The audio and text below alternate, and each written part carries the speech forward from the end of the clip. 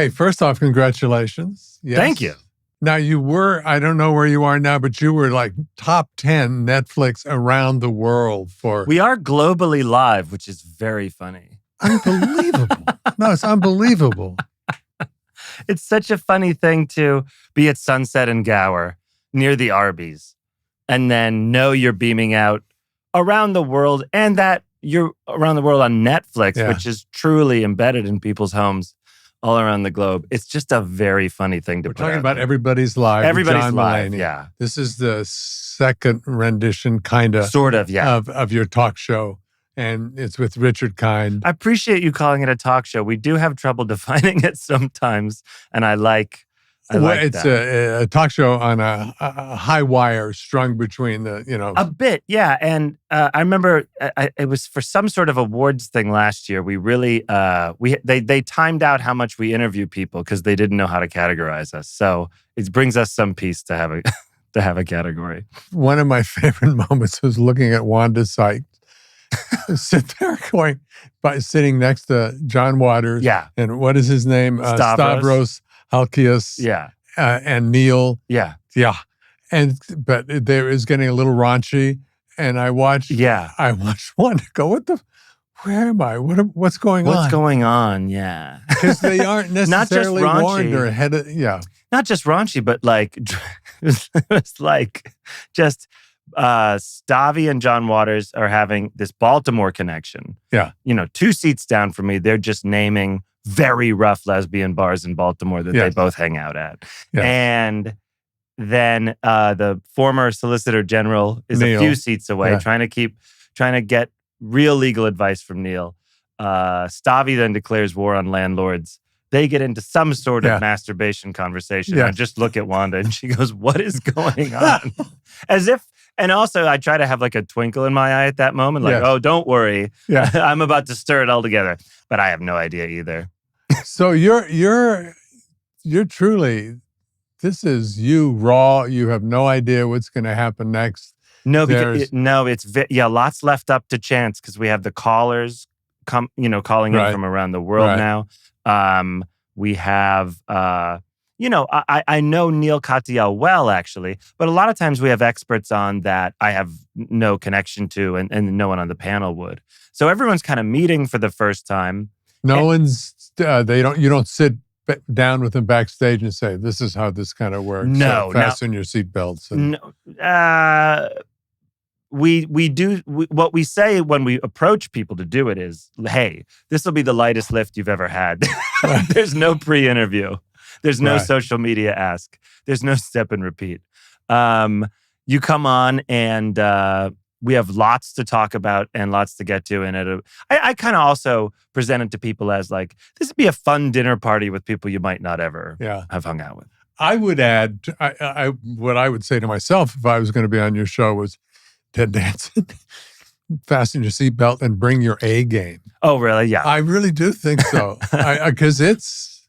Well, you always have your A game. No. No. Well, here, careful. We're going to live this out in the moment. In real whether time, or not I have an A game. Real time. How did you meet Neil? Neil Katyal? Yeah. I met him through Senator Al Franken maybe 4 years ago. I knew of him well because I listened to this... podcast called America's Constitution with Professor Akhil Amar, who's a Yale Law constitutional legal scholar who was Neil's sort of mentor at Yale Law, and they wrote some articles together for various law reviews. And so I'd heard of Neil, and then I'd heard of him just as a person in the world. Right. And then Senator Franken introduced me to him when he came to one of my shows in Maryland. And then Neil, through Justice Jackson, got me a tour of the Supreme Court that Olivia and I went on, which was very interesting. That was, you go to some places in D.C., or you don't now, but originally you did. And, you're invited in. And Supreme Court's just so, there's sort of nothing to see and everything to see. Yeah. Yeah. I've never had that. I've gotten lots of different tours over the years. What's interesting is they really decorate their chambers differently. You mean like decor? Decor and vibe.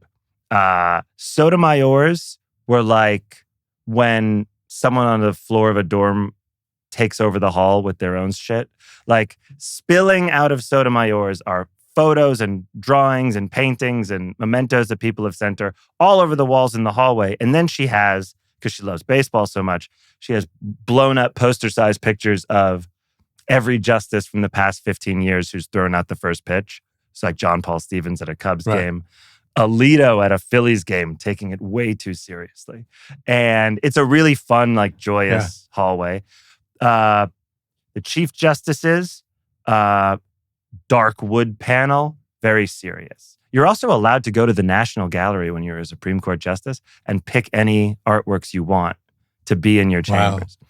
John Roberts, I think he has some of those Gilbert Stuart, George Washington paintings. Yeah. Justice Jackson, I believe she had some really like cool colorist Alma Thomas paintings. Very sunny chambers.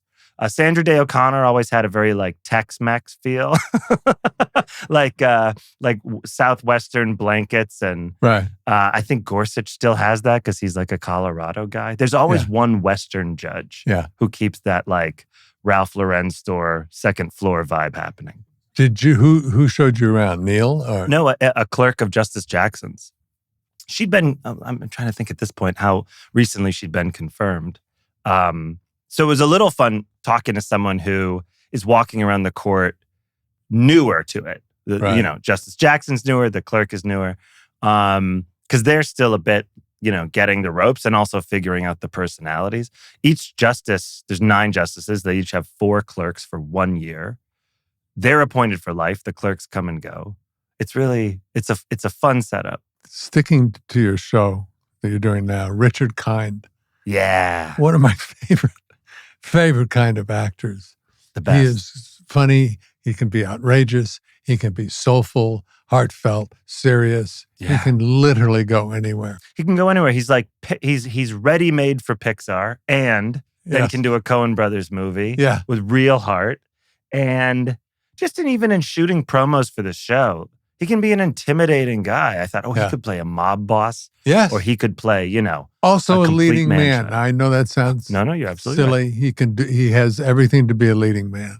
I can't remember who it was. Was it Greg Bierko said about Richard Kind? He said there's the space station that went up can see 2 things from space on Earth: the Great Wall of China and every choice Richard Kind has ever made. Clearly, Richard has heard this and must love it. Oh my God, that's wonderful. It's great. Yeah, it's great. And how did you guys get together? I know you did a Broadway show. We did a Broadway show recently. Rich and I met doing this IFC show called Documentary Now. Myself and Bill Hader and Fred Armisen and Seth Meyers would do it almost like a summer project from Saturday Night Live. And we'd shoot up in Portland a lot. It was very small. And we did a Stephen Sondheim company parody. Yeah. And Rich was in it. In mid-verse, find out they've been canceled. Yes, mid-album recording, Which actually happened to Merrily We Roll Along. I think the show opened, closed that same day, and they had to record the album. My one Broadway experience was opened, got bad reviews. Next day, I say goodbye to my parents, put them in a cab. They're going back to Arizona, having come see the opening. Walk into the stage door, and the stage door guy says, "Excuse me, where are you going?" I went, "I'm sorry, but I work here." "Not anymore, bud." And we closed. Wow. Yeah. What was the show? It was called Status in Chicago. It was called Status Quo Vadis. Oh, okay. And it was one of those, it was so well directed that every rim shot was perfect. So the audience would burst into a big laugh because the rim shot was perfect. Yeah. And then you'd see them go, wait a minute. Why am I laughing? The whole thing was, I'm laughing, but this is not that good kind of laughter. Oh, wow. Yeah, it was rugged. It was almost like you had a cattle prod making them laugh, but they didn't know why and grew resentful. Yes, exactly. I can't remember who it was. Someone told me that opening night, around midnight when reviews came out, someone came in and just started taking the sink out of their dressing room. And that's how they knew it was done. I was in the upstairs bar at Sardi's. Yeah. And the metal cage came down with my drink that I was drinking just on the other side of it. I reached for it and banged into the cage that came down. It was abrupt.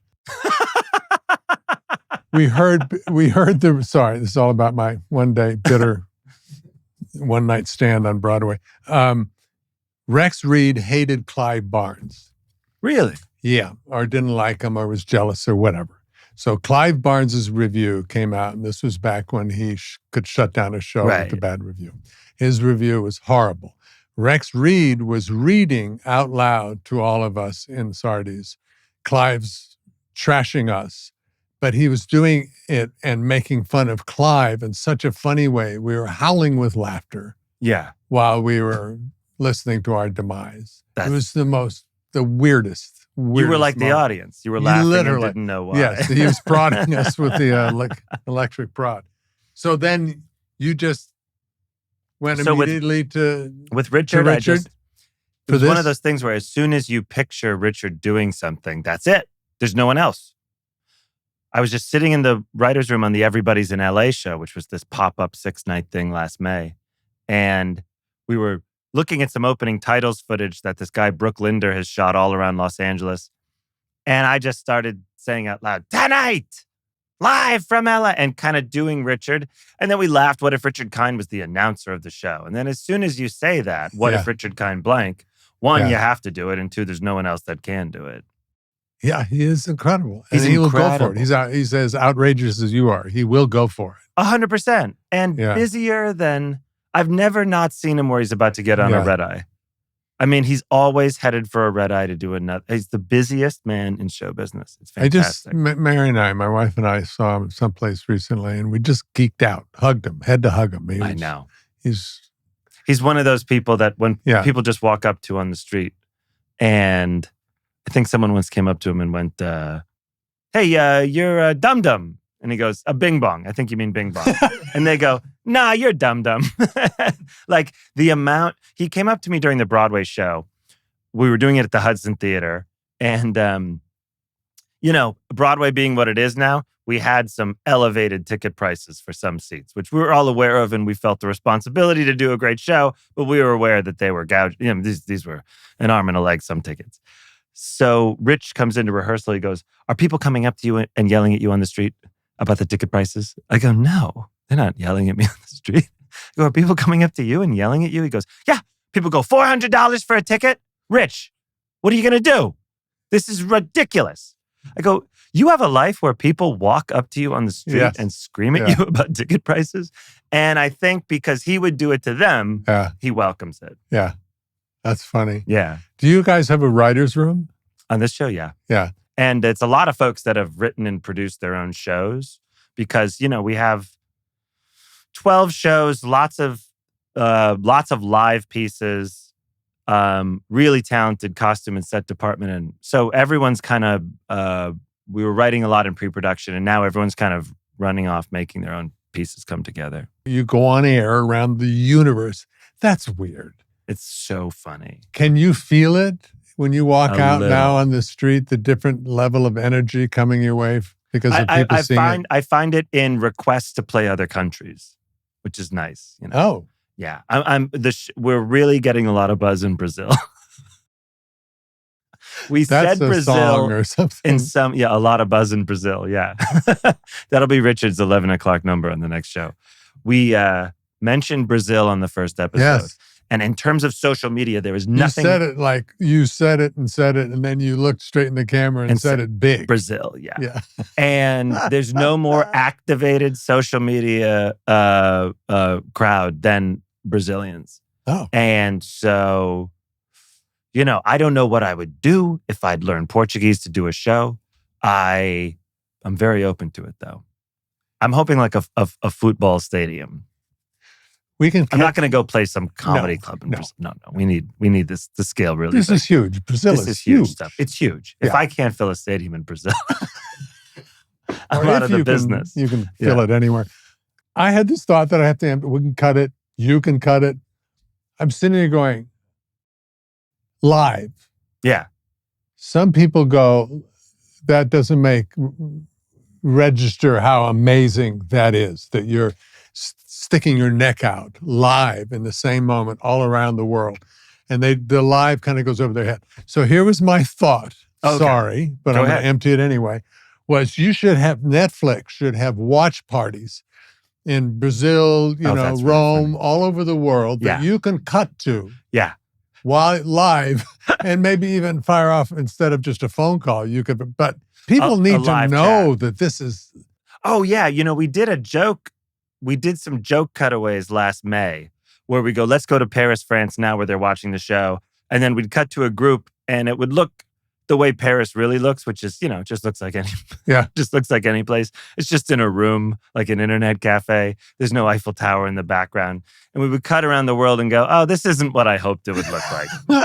We were picturing like the Truman Show where everyone is, in bathtubs in Beijing cheering, What was the pitch to Netflix like? Did they immediately go, yes? They came to me to do something during the festival. And I said, I'd like to sort of cover the Netflix festival in LA like it's an LA event. Right. So I said, what's interesting to me about the festival, and it's true every time they do it, is that every comedian comes to Los Angeles. We never get to see each other because we're always on the road. Right. But everyone really does come. It's huge. And they take over every venue, downtown, Hollywood Bowl, the Greek, everything. And so for like 10 days, we're all kind of kicking around. Summer camp and in LA, which is just a weird place. Yeah. So I said, I'll do it if we can be live and we can kind of cover the festival like it's an ongoing crisis in Los Angeles, like the Rodney King uprising, And I remember saying the Rodney King uprising going, John, you can't pitch things this way. And they said, okay, that's fine. And then that was a big success. So we decided to expand it a little, and with the global, national global live thing to have more topics from around the country and take more calls from around the world. A lot of Australians call. I keep meaning to look up what time it is in Australia when it's 7 p.m. in 14, LA. It's like 14 hours, but the day ahead or something like crazy like that. Yeah. It's really another planet. How did this happen? How did you become, I read that you were at 5, pretty clear that you wanted to do theater, comedy, something. You would go to the National Archive of Broadcasting and the Museum of Broadcast Communications. Yeah, right. I mean, that's amazing to know. That was around age early. 10. Yeah, I really liked. I liked The Simpsons, Conan, Chris Rock. I liked everything that was coming out at the time, but I was really into comedy from the 50s and 60s and 40s as well. And so I would go to the museum because I had these VHS things I'd get from like PBS of like the best of Ed Sullivan, but it was always the best of. Right. And I wanted to know what an actual episode was like because I remember thinking like, how did they fill 2 hours, So I wanted to watch. It's very strange, actually. This is a little too convenient of an origin story, but I wanted to watch a clunky variety show. I wanted to be like, it's not all, the Rolling Stones. There had to be some bad acts and things. So I started watching full episode. I'd pick a Johnny Carson episode from 1972 and just watch the whole thing to see what it was like. While other people were learning karate. Was this by yourself? Meaning I had you didn't have a buddy, or you had one a buddy? Buddy that was into it as well. Yeah, we both really liked The Honeymooners and I Love Lucy, and we both loved Frank Sinatra when we were 10. And I went to see Sinatra for my 11th birthday. But that shows a lot of respect for this chain of comedy that you were about to step into. Meaning you went backwards as well, and you looked at the people who were incredible years before your time. I was a really interested in it. Just even in the late 80s, early 90s, it felt like, this is a level of show business that's over, and I wanted to know more about it. So there was still a Carson and then a Leno and a Letterman and everything, but I was interested in the old. It also shows how it's a lesson in how to manifest what you want to do in life. It's weird, actually. Sometimes I sit around going, it's weird to only want to do one thing from 5 to 42. And then to do it. To do it, it's very cool. It's also, I go like, man, you didn't have any other interests. You just wanted to do this thing and now you do it. I'm fine with it. But it's a funny... If I weren't an actor, I'd maybe be a butler because that appeals to me too, but that'd be about it. Serving people does. Yeah. Yeah, same. People I like. Oh, okay. You'd have to work. Yeah, you'd have to audition for me to serve you. That's really great. Yeah. When did you know you wanted to be an actor? Oh, second year Stanford. Wow. Because I couldn't play basketball. Anymore? No, I thought I went to a prep school in Connecticut, small, 300 boys, won the league championship, and basketball Congratulations. was my thank you. And not enough people say that to you. No, Congrats on that true. championship. Thank you. That was huge. Maybe I love your work too at the same while you're at it. Sure. I love your work now, but I just want to say that was a big deal to everyone in Connecticut, and it certainly still resonates with a lot of us. Thank you. Yeah, you're welcome. Thank you. It was short-lived. Went to Stanford, came out. This was the same year that Lou Alcindor was a freshman at UCLA. So basketball was a different thing. And I walked up to the court with my buddy who was an athlete. And it was like, oh, fuck. Just way over my head. I'm not going to make it. So acting, 6 months later, I tried out for a play randomly. And it was like, oh, okay. What play? Man ist der Mann, Bertolt Brecht play. Whoa. Yeah. What's that? I was the fourth, soldier from the left. I barely was in it, but the light bulb went off and I never wanted to do anything ever again. Moved my car behind the theater, slept in it, just ate, drank, slept. Incredible. Yeah. So you grew up in Connecticut? No, Arizona. I was going to say, you went to a prep school that far away? Yeah. Were you okay with that? I thought it was my idea. That's because my mother loved it because it was church, Episcopal. Right. Watered down Catholic, which I know you're not watered down. You're Catholic. No, we're so hardcore. It's crazy. Yeah. We were a little watered down. But all my friends were going away to school who were ranchers' friends who had been schooled at home and then were going to go someplace. I didn't want to be left behind. So I thought it was my idea and off I went. What is Arizona like in the 60s? Cattle, lumber, town in Flagstaff.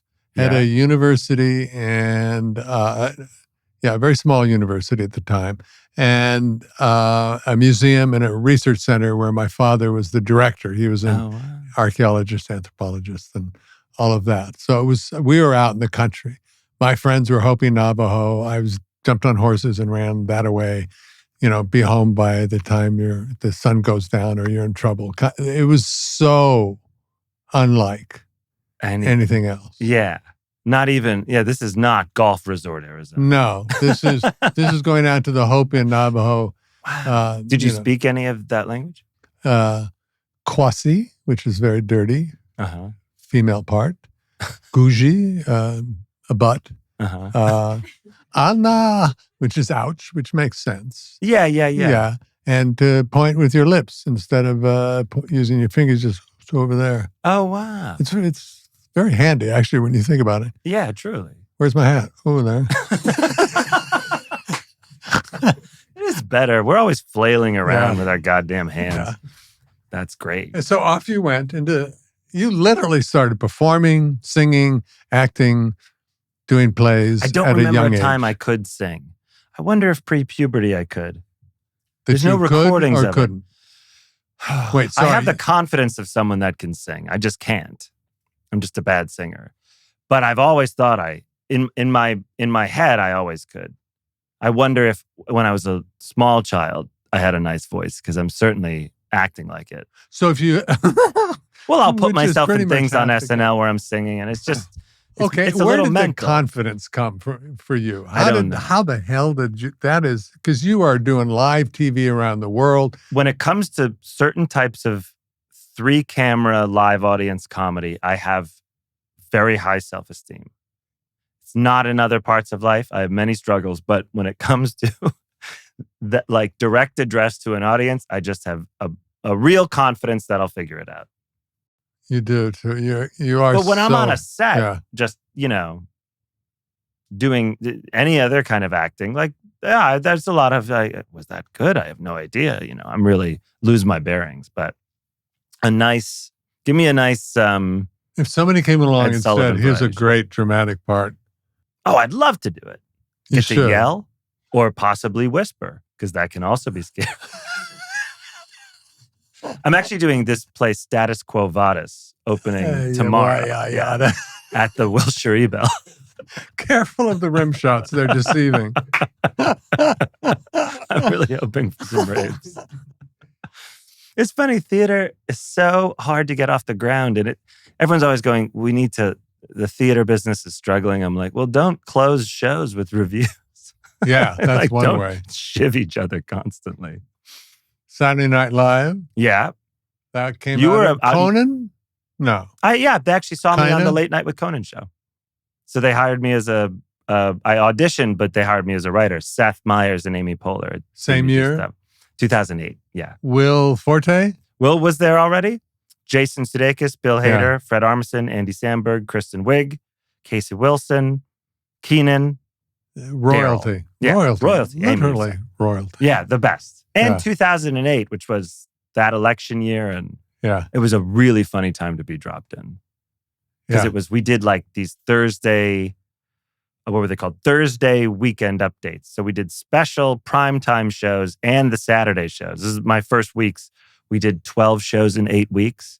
And wait. I don't remember this. Yeah, we did Saturday Night Live and then Thursday. We did these Thursday weekend update specials leading up to the McCain-Obama election. And they would be shown Thursday? It was live Thursday. Oh, wow. It was probably like 9 p.m. Eastern. And all the writers at SNL, we got to write for those as well, obviously, which was primetime money. I remember Steve Higgins and Mike Shoemaker and Seth Meyers saying, you're all going to get $9,000 an episode times 3 episodes. And I was you could make a living. I was like, this is the greatest. Yeah. I still remember walking home going, I'm set. I'm set. I don't have to do anything ever again. And my rent is $800. I'm good. Yeah. Yeah. And I went and bought new pants. There was a brand of pants called Bonobos that had just come out. And they looked nice. That was their selling point. They go, these pants don't look like shit. Good around the butt. Yeah. Tapered, leg, ankle. Yeah. They figured all the parts out. Where did you live in New York? I lived in Greenpoint, Brooklyn. Oh. Had 2 roommates. Pretty close to Williamsburg. We're right off McCarran Park. I was there for the first couple years. And then one time, the bridge went up because a boat was coming through. I couldn't get to Long Island City to get the train to 30 Rock. So I moved into a studio at 12th Street and 7th Avenue next to St. Vincent's Hospital. And I wanted to live somewhere where, if necessary, I could sprint in a straight line to work. Right. Yeah. Mary has this bizarre thing where she'll be driving someplace home and she starts, 2 or 3 miles out going, can I walk home from here? She's always asking herself, can I walk home from here? Right. Meaning, is there enough side street? No, do I have it in me to walk 40 miles? How long would it take me to walk 60 miles? She's calculating while I'm driving. I don't feel a lot of confidence coming my way for my driving, but she always doing that. Sorry. Could I walk? Yeah. Could I walk that way? Yeah. I think about that too when I'm just on the 405 for 2 hours. I go, would I be able to figure this out? Yeah. If this just broke, this all electronics in the US suddenly stop, would I be able to just figure out side streets? Do I even know which way is north or south? I don't know. You came out of Saturday Night Live without PTSD, right? I mean, yeah, because some of your compatriots do. Some of it's hard. Oh, it's very hard, yeah. And it's very competitive, yes, to get your material up and on. It's competitive with yourself and with the gods of show business. And I don't even mean the gods that run the show. I mean the sort of larger, just is something playing or not. But I recognize I had a very good experience there. I just liked having a boss. I liked fitting into a hierarchy. I like, I kind of like, what would be a good word? Bizarre, strong-willed people. I get a kick out of them. I liked working with some of these guys at the show who'd been there since 76 and were 90 years old and were just crazy and mean. I mean, really, like, I just got You're not offended. No, I delighted in it. Yeah, that's great. I don't want to name names, but so many of them are dead. But there were just people go, you know, I remember Phil Himes, our lighting designer, had started on NBC Radio during World War II, as did Don Pardo. And we were doing a sketch where Fred was playing Obama, and it was like at one point, he gets up in the Oval Office, Fred, and he looks out the window. So we kind of needed a special treatment, I thought, of lighting on the Oval Office windows so they were non-reflective or something. And I'm explaining this to Phil Himes, and he stares at me, and he goes, I fucking lit John F. Kennedy in the White House. And I'm like 25 going, can you do this thing where the windows don't shine? Yeah. Who was your head writer then? Who was Seth Meyers? Seth. That was also a big part of it. I think generationally. Yeah. Tina had gone? Tina had just left, right? 2007? Yeah. So generationally, I think those of us that worked under Seth found it really friendly. Yeah. And all the writers would cross-pollinate. So in terms of competition, we weren't. That's cool. Yeah. And did you perform as well? You were hired as a writer. Yeah, I did a couple weekend update features when I was a writer. But no, otherwise, when I auditioned, I thought, they have Hader and Fred and Andy and Forte and Siddiq. They don't need a Caucasian man that looks like me at all. So I'm going to do this. This will be a cool thing to audition. But when I was there, I thought, this cast is insane. I mean, I had hopes, but it wasn't like, you wouldn't look around and go, I think there's a spot for me. When you hosted, you were great. I remember watching that. Was that 1987, 88? I don't know. Some of the first ones I saw.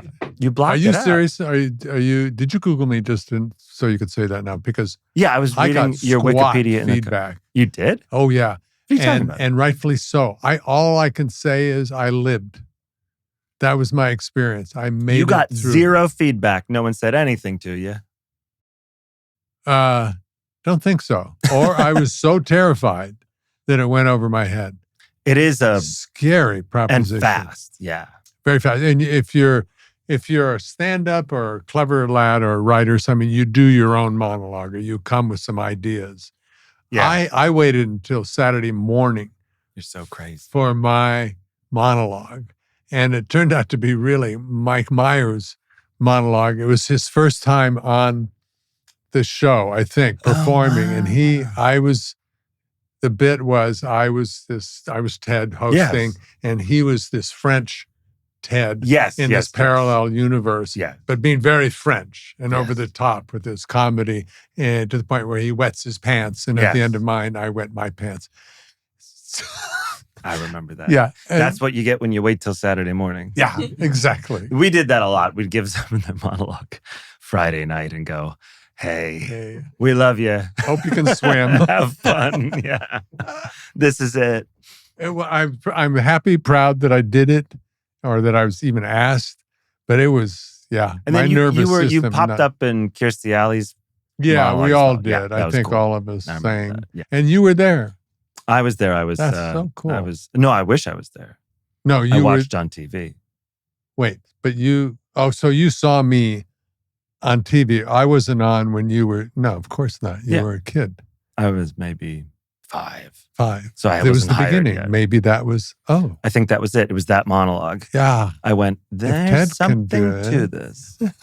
This parallel Ted French bit that we're still talking about all these years later. I need to take a break. Bill Hader, the greatest. The greatest. He came here, and I just fell hard. He is such a sweet smidge of sadness, brilliant, amazing actor. He can go dark, funny, light. So he's in Tulsa when I'm in Chicago. I'm watching like old Ed Sullivan. Bill from like age 9, 10. I remember his grandma took him to see Blue Velvet in the theater when he was like 7. Yeah. It's crazy. That may have been so great. One of the issues. It's so funny. Not just for a little kid to see Blue Velvet, but to see it in the theater and your date being your grandmother. And then his friend Duffy tells a story that he showed up at junior high one day just looking spooked. And everyone went, "What's wrong?" And he went, "I saw this movie, Agira, Wrath of God by Werner Herzog last night on TV." And he was like, showed up to junior high still shaken up by it.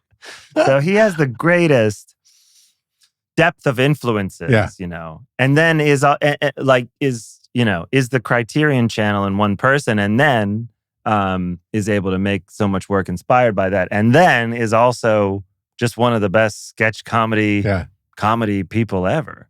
I think I would stop anything to go see Stefan. Oh, yeah. Those were Which really was you. fun. And Bill, yeah. Yeah, well. Those were incredibly fun to do. And I know these are old stories, but I love the fact that you would make up. He thought he'd be saying something off a cue card, and you will have switched the cue card, so it was brand new material to crack him up. To crack him up and to just keep it really off balance, It had to be a clean lift, you know, because what the goal was that Wally, the cue card guy that, you sometimes see on the show, it was that when you would lift the next card, you wanted Bill's eyes to, it wasn't just cracking up, it was also this look of, oh, everything on this card is new. And luckily it was like, it's Weekend Update, so it's straight down the barrel. Yeah. But you'd see him going, and then, and really it's one, he doesn't know what the joke's going to be, and two, it's brand new text just as a human being that you have to read live. It was so exciting. Yeah. And Bill obviously has been open about, having a lot of anxiety and panic on the air. So it was an extra funny thing to do. Really, and Andy Samberg would stand next to the camera with his arms folded. And I think it was almost like exposure, that type of therapy when like someone's afraid of cotton balls and then Maury Povich would have someone run out. It was like exposure therapy. Yeah. Yeah. That was just like when you said I had a really nice... mean years. Oh, are we out of them? These were kind of I'm kidding. No, but it's funny looking back and going, even jokes we would write or things, like I said, we'd give someone a monologue who's just in an Oscar-winning movie and go, that's it, I'm 25 and I'm done typing. I think that's really good. It was a kind of cavalier quality. Yeah. I guess we had to have it, but I do look back going, man, it's a funny thing for these really young-looking nerds to demand is, you have NBC's yours for 10 minutes, the greatest. That is amazing. It's so actually. funny. Yeah. The 50th anniversary was great. I know you. It was really cool. Yeah, really. It was so many new pieces spectacular. Too. I liked it. It wasn't just like clip packages, a lot of performance and stuff. Yeah, no, it was really good. How long were you on that, working on that? In conversations for weeks leading up to it, but nothing got done. And then we all flew in around the Monday or Tuesday before, and then it really ramped up. But leading up to it was funny because you just knew that you just knew he was waiting just long enough that it got really scary. Yeah. It was because we saw it coming for so many years, you had to make it disorganized in some ways so that it could all come together by the broadcast. Were people pissed off, or did they like the scripted show about Saturday Night Live? Oh, the Jason Reitman one? Yeah. No, I didn't hear anyone was pissed off. I did get a physical, though, at UCLA Hospital. And I get all this blood work done, prostate. They check my liver. Everything good? Everything good. The doctor, knowing a little of my history, goes, I don't know how this is possible, but you have the liver of a 12-year-old. I was thrilled. That's really what you want in your organs, is 12. Yeah. Yeah. Because they've lived a little life. But they've got some more miles. Got some more miles. So then we're finishing up the physical, and he goes, I saw that movie Saturday night, so I have a real appreciation of what your career has been like. And I said, oh, well, that movie's not that accurate. And he goes, I know Jason, he wouldn't make stuff up. And I go, yeah, but I'm telling you, I'm telling you, some of it's embellished, but that's okay because it's for a movie. And he goes, from what I'm hearing, it's very accurate. And I go, sir, doctor, I don't want to have this conversation anymore. I'm trusting you with a lot of my blood. Can we shift gears? Yeah. Your kids have the most courageous parents I could imagine. Start with you and then Olivia. I mean, just what you do. Stand up is courageous. Stand up is ridiculous. Dealing with the courage to become sober is hugely courageous. Which you kids becoming don't, sober. Yeah, kids don't. My children are not my sober living companions, but they a lot of credit to the the absolute gift of them coming into my life to do. There are millions of reasons why people become sober, but they're all courageous, and they are all, in essence, like holy wars. Yeah. So to me, you are amazingly courageous, and I think it shows up in your work. This is very nice of you to say. I'm just taking it in. That's I know. why to your listeners, I'm quiet. I'm not nodding. He's right. He's understating it. He's getting it. He's starting to get it. And obviously your wife, what she went through dealing with cancer and how she dealt with it and how she went public, all of that is so courageous. And I just have hats off to you as that a means couple. a lot, Ted. Thank you. Yeah. I was... and none of that's easy.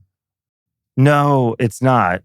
And what Olivia also did was, in the midst of it,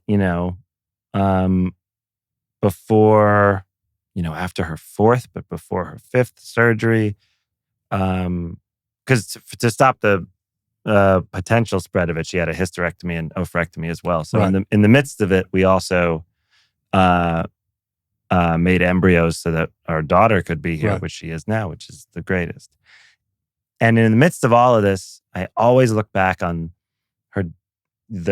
when she was diagnosed in April, through that whole year, and go, she wasn't just courageous, but she was also so fun to be, like, we had so much fun. It's weird. I go through iPhone photos and I go, oh, that's you, me, and Malcolm in the backyard with the kiddie pool when, he decided to just pour so many pebbles into the storm drain and clog it up, and whatever it was. Right. And I go, oh, that was 3 weeks after your lymph node dissection, whatever it is. It's always in the midst of that.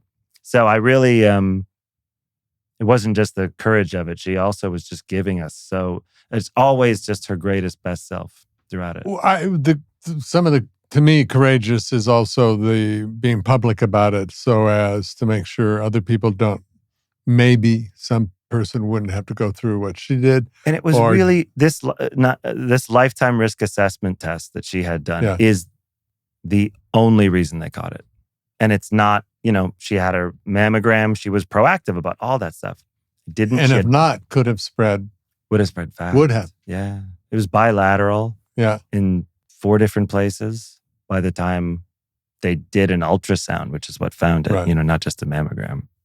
So, wow, just like the luck of it, and then obviously all the work she put into it. You were sober when you were long sober. How many? Not long, but December 2020. So yeah, and this was April of 2023. I think that's. Don't you think? Did you have a part of you go, for many reasons, but thank God I'm sober. Yeah. To be able to be here for real. I remember there was that. And then I remember one day I'm bringing her, she's in bed. She had the 10-hour double mastectomy and reconstructive surgery, and she still has more to go. And I brought her a tray with like apple juice, something she wanted to eat that her mom had made in the kitchen. And then it had Oxycontin and some sort of nerve medication and a Xanax, which they also gave just for rest and recovery. And I'm walking, I go, oh, it never crossed my mind that I was holding these medications in my hand. Like the obsession of it was gone. I thought, oh, I'm so far beyond that and I can be a good butler with the best client. And yeah, but the presence also. And then people stay the same in so many ways. And I'm still the same person I was when I was like 5 in so many ways. But I will admit it's a huge change, just a huge way of looking at everything. And I'm shocked I did it. I'm shocked I was able to do it. Become sober. To actually stick to it in every way. To not have, well, I still do this. To not, well, I'm trying, but I like nothing wrong or shameful about relapse. I just mean I'm shocked always that it landed. Can you see yourself that not the I'm tempted to, but I'm owed. I'm feeling aggrieved. I'm some sort of trigger that used to cascade into I'm gonna have a drug. Oh, do you know that? Are you aware of those kind of things where this is 2 miles out, but I can see it. Yeah. I'm not tempted to have anything, but I can see it, and I think I'm going to nip that in the bud. I'm very lucky that life's been so great that it's always 30 miles out. Yeah. But I'll be doing something and I go, you really want to be this exhausted, stretched thin, a little, aggrieved? Do you really want to be in a situation, or can you now just go, hey, I don't think what we're working on, or I don't think what we're setting up in life here is going to pay off well. Or the word entitled pops into your brain. A little bit, yeah. I deserve blank, no. Luckily, those things are miles and miles off. Yeah. And but that's part of it, is just always knowing, always so addicted to the self-control of it in some ways, and so happy that I'm always present when I'm with my kids and Olivia and friends and everything. I mean, you wouldn't even have been in the same hallway as Olivia if you hadn't been sober. No. You would not. She would have been in Brazil in a different hallway. Yes, she'd be off in Arizona in the 60s compared to where I was. She'd be in paradise and I'd be doing whatever. No, I was in a bad neighborhood of my brain for a while. And I acknowledge, you always have respect for it, that it's still there. You go, I see you, I know you're there, but that's not, my daily life isn't being afraid of it. Yeah. Good on you, man. That's very nice of you to bring. Sober people are my favorite kind of people because you earned something. Not all sober. There are a lot of sober people who are assholes. A lot are assholes. and a lot. The thing about it is, you make such a major shift in your life. Mm-hmm. You have to also remember that there's 99% of things you still don't understand. About you yourself, still don't know shit about it. Yeah, exactly. Yeah. I think sometimes when people go through sobriety, they think they've just got it on lock. And I'm like, there's still things you could improve. Can I bounce around some more? How's your family with all of your immense success? Oh, my your family siblings, of origin? Your mother, your father. Are your mother and your father alive? Yeah, they're in Chicago. Very alive, traveling all the time. My dad's a corporate lawyer. My mom's a law professor. They recently left. They recently both, entered more of a retirement. But everyone's really perfect about it, in that happy for me, proud of me, vocally proud, which is really nice. Yeah. And also have their own sort of legal world of, a lot of them are lawyers, have their own world of what they're interested in, what's also impressive, and it's a nice measured thing. We grew up with a lot of, we'd go see stuff at the Steppenwolf Theater and the Goodman Theater, and they've introduced us to a lot of things. So I felt like, it wasn't like I thought I got to break out of this family in this town, because it was Chicago and it was the 90s. So it wasn't, It wasn't You're escaping. escaping. Yeah. You're not the black sheep. You're not. I'm the darkest of the sheep. Yeah. Yeah, but someone's got to be. Third. Yeah. That's a good one to be. The third kid. Yeah.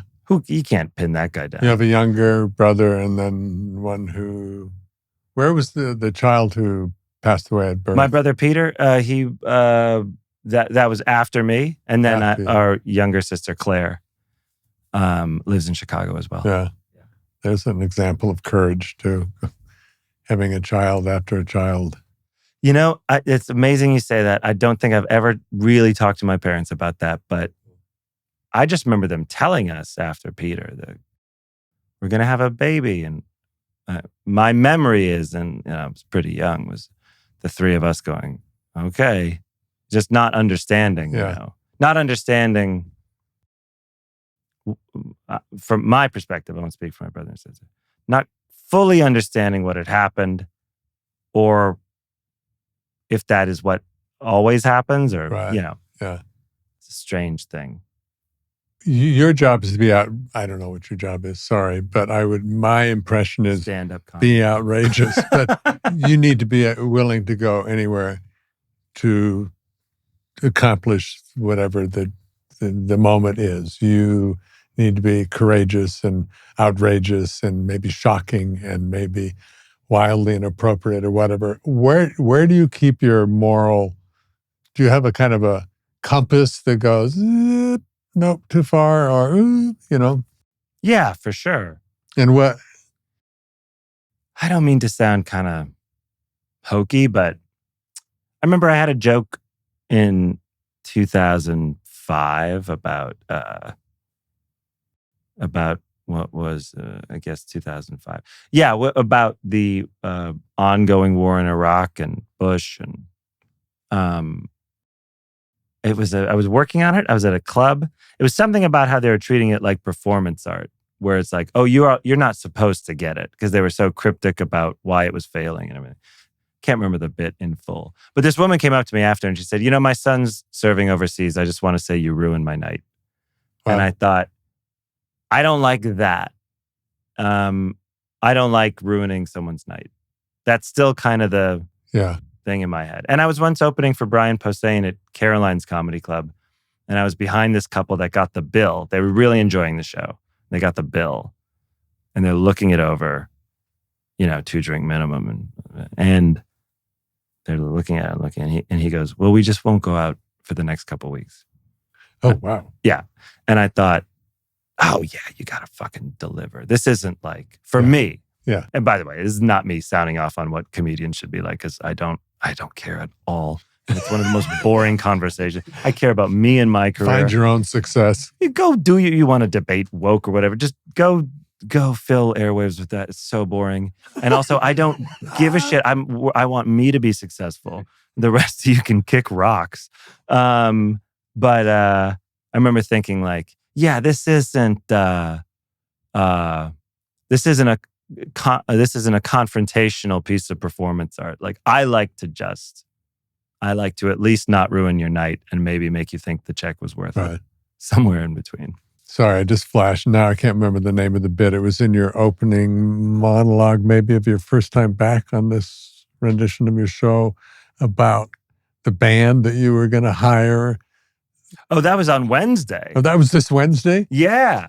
That was the funniest Oh, I'm glad you liked that. Oh, I loved it. Oh, that's great. Laughing out loud. It was... Yeah, well, I just did that one. I did think like, I was like, well, yeah, I don't want to just air dirty laundry from booking the show, but I was like, it was so genuinely frustrating on Monday and Tuesday and so funny to me by Wednesday.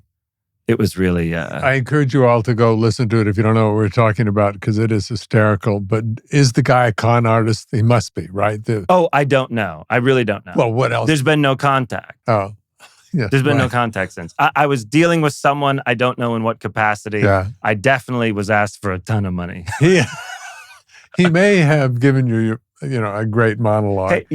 In a way. Someone said, my head writer, David Ferguson, right before I walked out, he went, such a gift in the end. And I went, yeah, but I'm still mad. Yeah, you should be. I was like, I almost wanted to say that on the air. Like, unless you think this monologue is some kind of silver lining, I'm still very pissed off about it.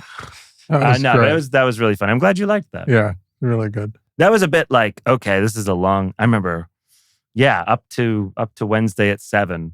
In terms of the live thing, I thought I had some notes on cue cards, but I was like, there's so many details and I want to tell this well, but that gave it, for me, a really fun. Do you have a team of people now meaning writers and everybody who are with you? So whatever's next, you can go, or do for you? The show? No, the show has an amazing staff of writers, but if you go off and do something else, it'll be something else. Yeah, when I go on tour, it's just me, yeah. What do you have what's next? Do you have a 5 years from now in your head? No, specifically no 5 years. No, 3 months. 3 months in the future is the most I'll plan. With children now, I'll give 6 months. But I don't know, do you? 5 year plan? I just, mine is please, thank you. Yeah. Thank you. Please let me be able to when we did it, pull this off. Martin Short and I, he was gracious enough to be on a sitcom I did in 2014. And he said to me, he goes, John, 98% of the business is failure. He goes, that's what most of it is. You just do things, they don't quite work, and then you do the next thing. Yeah. And I thought,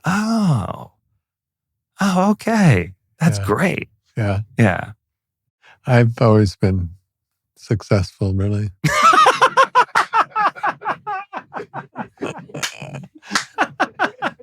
I usually can't pull that off. Thank you for the laugh. Oh.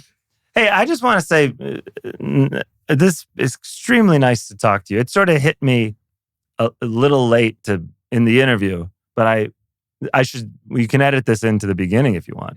Or just on a loop. Or just on a loop, yeah. It's a real thrill to be able to talk to you, and it's extremely cool to hear you having watched anything of mine or let alone thought about it. Yeah, so I have binged you. You know, the first thing I think, all good hip things come from my stepson, Charlie McDowell, Mary's. Nice. Yeah. And the Broadway show, Oh, Hello? Yeah. Nick Kroll and I, yeah. Yeah. That was like, whoa, where did these guys come from? Yeah, that was kind of, that was like opening up on Broadway. Like in a gangster movie when a guy has a Tommy gun. Yeah. And he just kicks open a door and like he can barely control it. That's Oh Hello was like that. It was just an assault of jokes. Yeah. Yeah. Oh, no, it was. Audience. No, it was. But it worked. It was so funny. Very so outrageous. And we kind of knew having this long run on Broadway. I remember Nick and I talking about it like, this is like being on the moon. Like, I don't know how we got here. And I don't know if we'll ever be able to come back, but it was really... How long a run was it? September to February, I think. Wow. Yeah. That is a long run. 8 shows a week. Yeah. What theater were you? At the Lyceum. Will you not always have this little tug in your heart when you're in New York and you walk by it? All that great show, Oh Mary, is there now. Yeah. And I went to see it, and it was the first time I'd sat inside the theater since that show. It was really cool. I don't have the whatever to do theater again, but too scary. It's not because of the status quo Vadis experience. No, here's what it was. Okay. And the age helps after a while to convince you, take 3 and take 4 and take 5 is a really good safety valve for acting at my age. But interesting. My wife doesn't feel that way. She's 72 and she loves the idea of theater. But I was at the Atlantic Theater in New York. Yeah. Which is like a feeder theater to Broadway shows.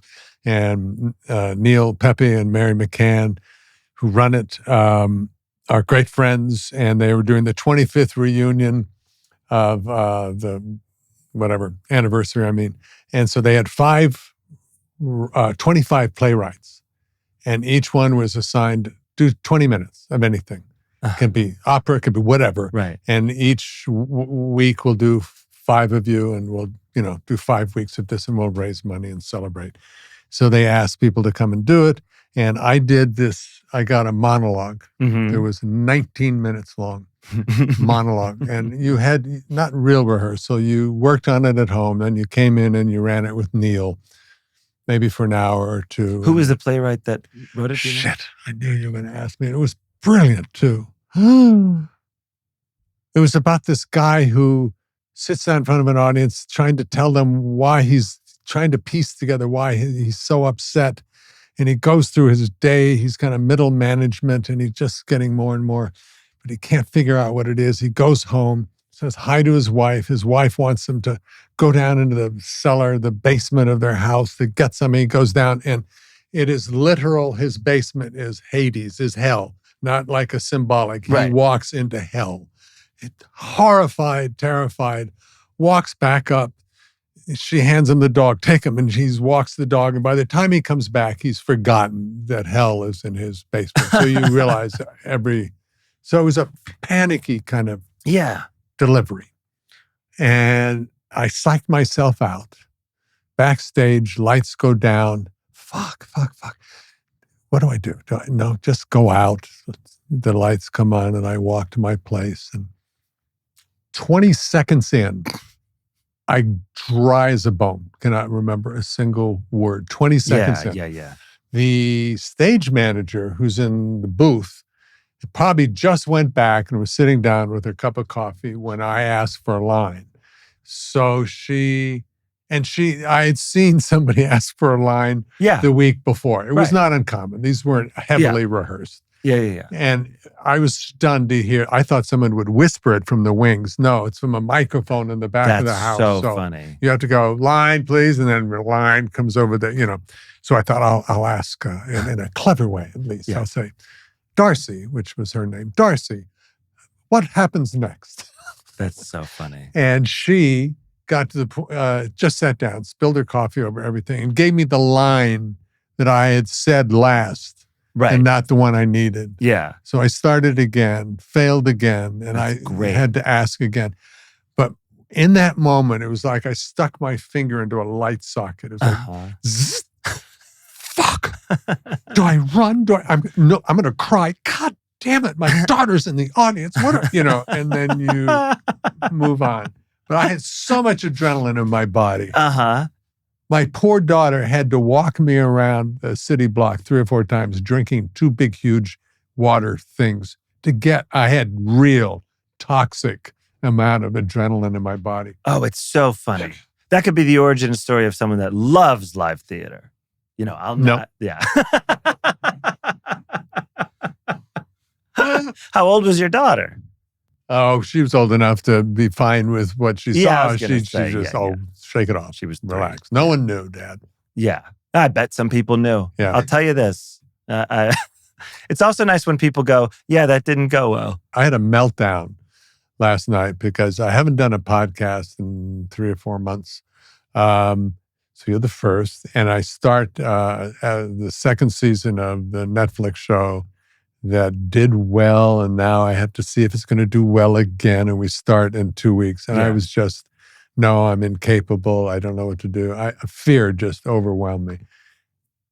It's a real pleasure to have sat down with you and talked with you. You're amazing. You're so bright, you're talented, and you're kind, and you're a sweet man. You're such a fantastic actor and creator and person in our life. You brought so many happy moments to my life. It is incredibly nice to meet you. And everything you've said will mean a lot to me forever. Thank you. Yeah, we'll cut that in to the beginning.